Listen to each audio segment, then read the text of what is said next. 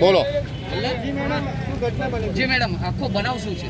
Vadodara central jail ખાતે આજે અઝરુદ્દીન સિંધી અધિકારીઓ છે એ એક ગુના હેઠળ જેલમાં હતો, અટકાયતમાં, અને તે દરમિયાન એનો એક ત્યાંનો જ આરોપી જે જેલમાં હાલમાં હાજર છે, સુનિલ ઉર્ફે સાહિલ મહેશભાઈ પરમાર, કે જે પાણીગેટના 2018ના મર્ડરના ગુનામાં હાલમાં થયા છે, એની અને અજુ કાણિયાની વચ્ચે જે બોલાચાલી થઈ તેના કારણે આ આરોપીએ એને લોખંડના પતરાનો ટુકડો ગળામાં માર્યો છે, જેમાં 1 થી 2 ઇંચનો નાનો ઘા પડ્યો છે, અને એના કારણે ખૂબ ઊંડો હોવાના કારણે એનું મરણ થયેલ છે.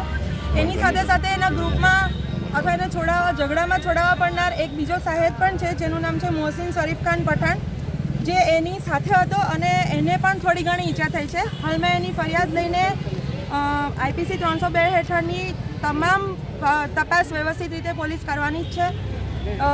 આમાં કોઈ સચ પણ ડિલે પણ નહીં કરવામાં આવે, અને જેટલી બને તેટલી ઝડપથી પોલીસ દ્વારા પ્રોસિજર પૂરો કરી PM રિપોર્ટ માટે જરૂરી તજવીજ કરવામાં આવશે, અને જેમ બને તેમ જલ્દી બોડી સોંપવાની પણ પ્રયત્ન કરવામાં આવશે. પહેલા સેન્ટ્રલ જેલ ખાતે જે હત્યા થઈ છે, અને ટૂંકમાં જે હાઈ સિક્યુરિટી હોય છે, આ બનાવને કેવી રીતે ગણો? આમાં એવું છે કે દરેક કેટેગરીના જે કેદીઓ છે એમને અલગ અલગ રીતે રખાતા હોય છે.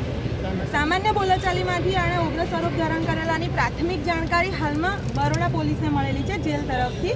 વધુ જાણકારી મેળવવાની તજવીજ હાલ ચાલુ છે, ફરિયાદ નોંધવાની પણ શરૂ થઈ. મેડમ, સૂત્રના અનુસાર ખબર પડી છે કે અંદર છડીથી મારવામાં આવ્યું છે. ના, આવું કોઈ વેપન નથી. એ લોખંડના પતરાનો નીચે જમીન પર પડેલો સામાન્ય ટુકડો છે, કોઈ વેપન નથી, કે કોઈ ચપ્પુ નથી, કે કોઈ બ્લેડ નથી.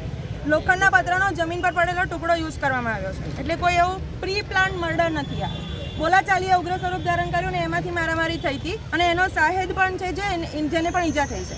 એની સાથે સાથે એ માણસોને ઝઘડતા છોડાવવા પડવા માટે જેલના કેટલાક સ્ટાફના કર્મચારીઓ છે જેમને પણ નાની મોટી ઈજા થઈ છે. એટલે આમાં જેલ સ્ટાફનો કોઈ હાલમાં રોલ નથી, કે પોલીસનો હાલમાં એક જ મેઇન આશય છે કે ઝડપથી આ બોડીનું પોસ્ટમોર્ટમ પતે અને સગાવાલાને બોડી સોંપી દેવામાં આવે, અને વ્યવસ્થિત તપાસ ચોક્કસપણે કરવામાં આવશે.